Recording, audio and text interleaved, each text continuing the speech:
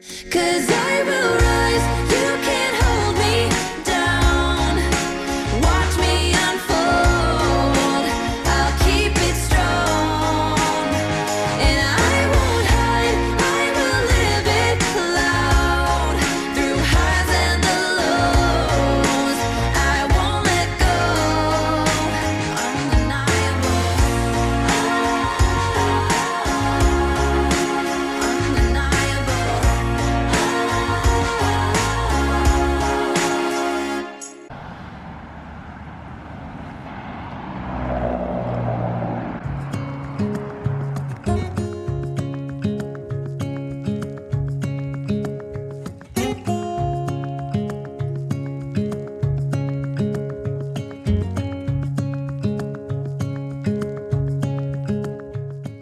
Well, hello, welcome back to the channel, everybody. So if you're just swinging by, I have decided to travel around Georgia and explore the small cities from A to Z. So I started with Adairsville. You can tell the new small businesses that are entering the historic downtown are really revitalizing the area, and there's also a lot of rich history around.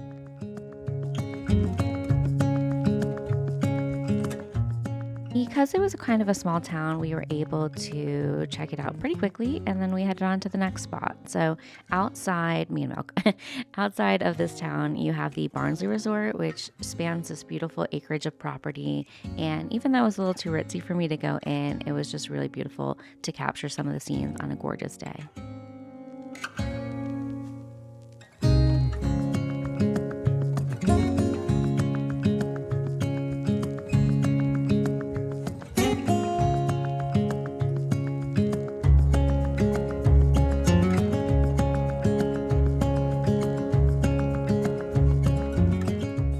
If there's one thing I learned on the road, it's that it's not always about the destination, but the journey. And I know we hear that a lot, but it's really these cute little things that I come across in the back roads that really make it for me.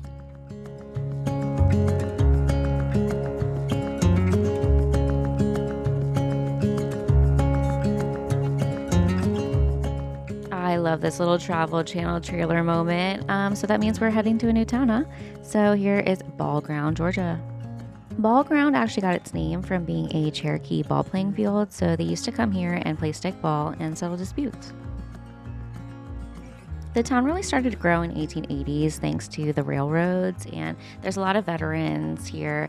This is a Barrel House Coffee Company. I didn't get to enjoy it because they were a little overwhelmed with a nearby tour, so I checked out this cute little free library, and then I headed down to the Ball Ground Botanical Garden.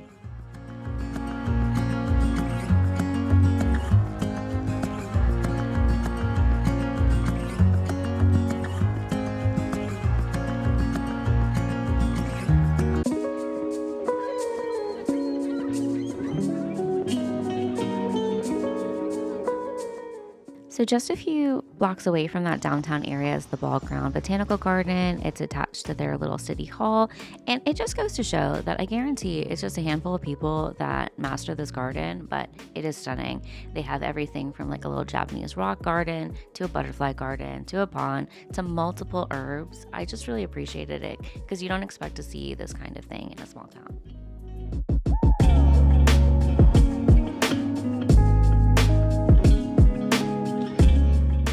So I randomly turned down on the Trail of Tears and headed to Gibbs Garden, which Gibbs Garden is probably the most famous part of this area. It's got a 300-acre botanical garden, festivals, and it's one of the largest daffodil displays in the U.S. Wednesday through Sunday, lovely. So in typical Georgia fashion, nobody likes to work at the beginning of the week, so it was closed. So subscribe to see the next trip. Nail, tan, hair, facial, massage, post office, and storage. One-stop shop. All right, we had A and B, and now for C. Welcome to Canton, Georgia.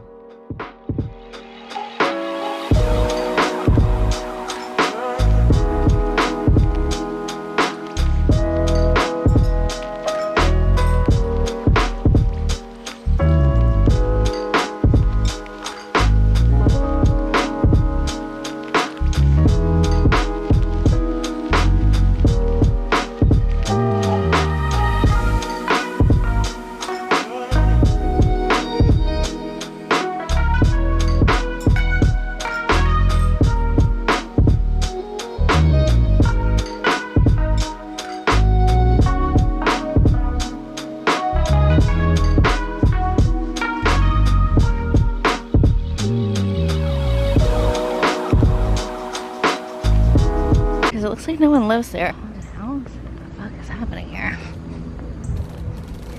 I hear you, bro. That's a bird or the wire. Creepy.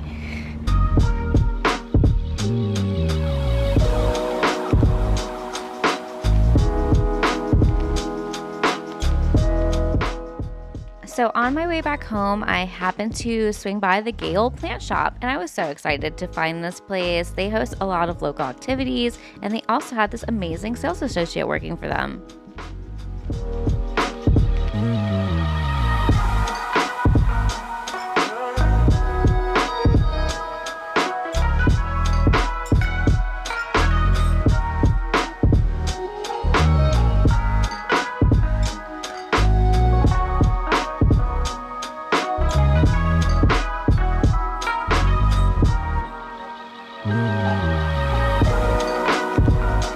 Show me around.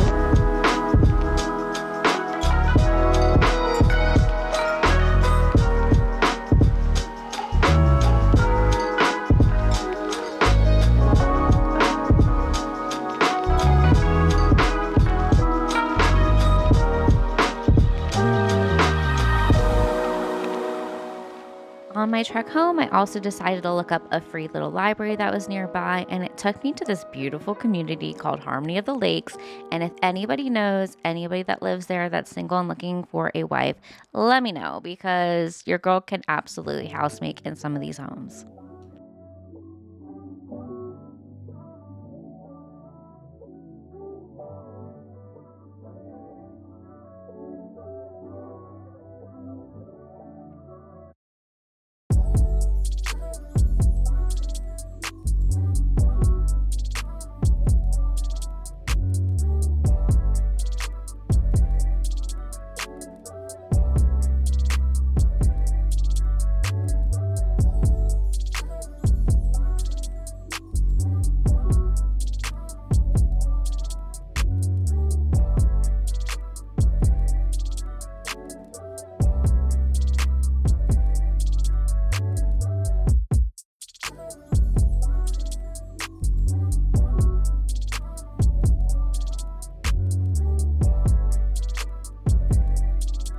Now it's time to head to the movies with our cinematic crusader. Here with another titanium take, here's our movie maven Kai.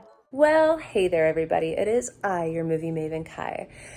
Summer vacation is here. If you get a summer vacation, I hope you're enjoying it. If you enjoy the heat and the summer, good for you. I haven't stopped complaining for the past, 2 weeks because it's been unbearably hot here. And unbearably hot for me is really anything over like 85, and it's been like 100. So, ew. But if that's your thing, I'm glad you're enjoying it. I'll be inside under the air conditioning, drinking a lot of ice water, iced tea, iced coffee, and things that help to quell the rage that builds inside of me when it gets too hot outside. I know, Rusty's going on her road trips, and I'm very jealous of being able to do that. A, I don't have the time. B, again, outside. Outside's not my friend. But I do love seeing it. So, I usually, live vicariously through my movie friends where I get to watch them go on road trips. And it got me thinking about my favorite road trip movie, which is, of course, a Goofy movie. How can you not love a Goofy movie? I love that it's making like a popularity comeback too, because we're seeing like all these parents teach their kids how to do, the perfect cast and teaching them, the words and the dances and all of this stuff to all the Powerline, music. If you haven't seen the movie, first of all, basically, Goofy has a son named Max, and he is in high school and trying to be cool and impress people, especially this girl he has a crush on named Roxanne. And he tells them, oh, I'm going to Los Angeles to go see the Powerline concert. Powerline's this big, rock star, pop star. And I'm going to get on stage and I'm going to be able to do this and that and be seen. And, everyone's super excited that Max is going to go do this, except he has absolutely no idea how he's going to pull it off. So He gets in trouble at school one day. Goofy goes, maybe I need to spend more time with my son. And Pete convinces him to take him on a road trip. So Goofy says, okay, I'm going to take my kid on a road trip and revisit all the cool things we did when he was a kid, to let him remember how great it is to hold on to that stuff and have a great relationship with your dad. So Max tells PJ, Dad's taking me on this trip. I need to get to LA. I'm going to change the map. And PJ tries to kind of talk him out of it, but in the end,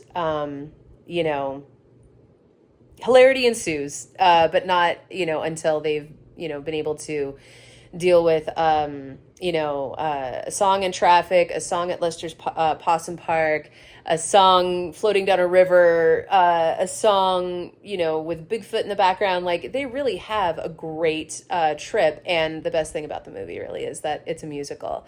Because the soundtrack is incredible. There's a few, original pop songs sung by Tevin Campbell as Powerline. But the musical aspects of the movie is actually really impressive, especially because this was a time where, Disney was really relying on the princesses to be that kind of, source of entertainment. So to have a family movie that really kind of had something for everyone, even though it is, a father-son story, and have it be something that had such impactful music. Like, this soundtrack has never left my iPod, my phone, my what have you. My kids know it, everybody knows it. It's iconic. It's so great. But really down to the end, it is such a great road trip buddy comedy because of the things that are happening. You have that Odd Couple sort of, feeling. It's a father-son feeling. It's a road trip movie. It's a buddy comedy. It's, all of those things kind of wrapped into one. But it's also really a great example of how great Disney's sense of humor was about themselves in the 90s. There's a lot of references. There's a lot of little, cameo pieces by, other Disney characters and stuff. But, really overall, the movie has a great story, a great message, and it's something that really does, give you what a lot of the other, Disney entertainment, specifically at the time, didn't, which was a father-son story. We didn't have a lot of stuff for, the dads. And, even for the boys, because like I said, most of the stuff was, very, very femininely, princessy. We didn't have, really something for that, coming of age of, a male identifying kiddo. And that when you rely so heavily on, fantasy and princesses and make believe and everything, to have, these characters that are so relatable, because really, I mean, and as you get older, you start to realize how much you really do identify with Goofy. But they're relatable, they're fun, they're sweet. If you saw this when you were a kid, you grow up and it's like listening to Mbop by Hanson, but you really listen to the lyrics and you go, man, they had something there. It's that same kind of feeling. And if you've not listened to Mbop by Hanson as an adult, go do that, because your whole mind will be blown. Anyway, again, if you're enjoying the summer vacation or the summer season, or, you are able to take a vacation, I hope you're enjoying it, guys. I hope you're careful. Wear your sunblock. I hope that you're with people that you enjoy being with, because we get such little time off that, being able to spend it with people that we enjoy, doing things that we enjoy, maybe even just spending it with ourselves. It's so important to be able to get that time. And if you're using the little time that you have, that's supposed to be set aside to rest, relax, and recharge. If you're spending that time with people who do nothing but stress you out, do nothing but, make it worse, your mental health, your physical health, all of that stuff, why are you doing it? You're a grown-up. You can say no. You can go where you want to be. You can make those boundaries. And I hope that you have the strength to do that. And I hope that you are in a situation that lends people's understanding. And if you're not, then I hope that you at least find some understanding within yourself and some peace within yourself to be able to do that. My loves, again, please be careful. The air quality has been terrible. The UV index, all of that, wear your big brimmed hats, your big floppy hats, wear your sunscreen, drink your water, take your meds, and we'll see you next week.